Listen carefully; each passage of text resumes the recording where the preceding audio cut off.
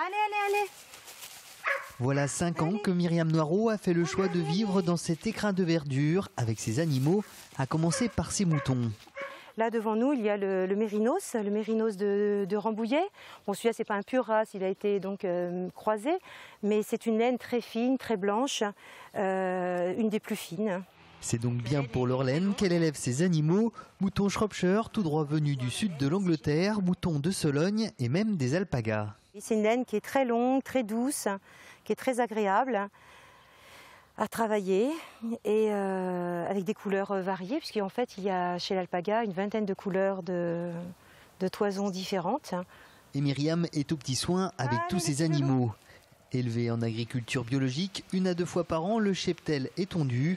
Elle s'empresse alors de valoriser cette laine. Moi j'ai toujours été passionnée de fibres, de laine. Toute petite, à l'âge de 6 ans, 7 ans, j'ai commencé à faire du tricot. J'étais entourée d'une grand-mère, d'une maman qui travaillait les fibres, qui faisait énormément de choses manuellement. Et un jour, j'ai rencontré l'animal, le mouton, et la passion est née.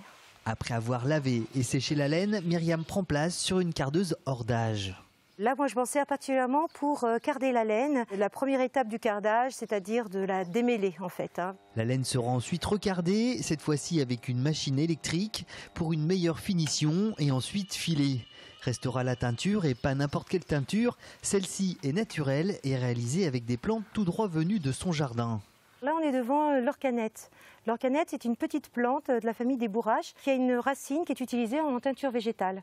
Normalement, elle donne du violet.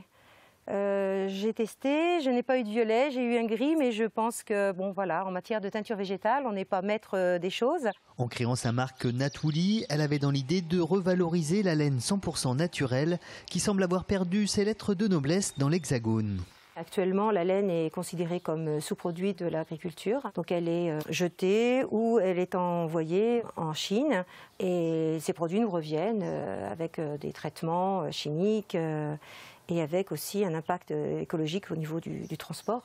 C'est donc toute une philosophie de vie que propose Myriam Noireau, car parallèlement à son activité autour de la laine, elle a développé l'éco-camping des Thibaudières, des séjours en yourte sans électricité, au plus près de la nature.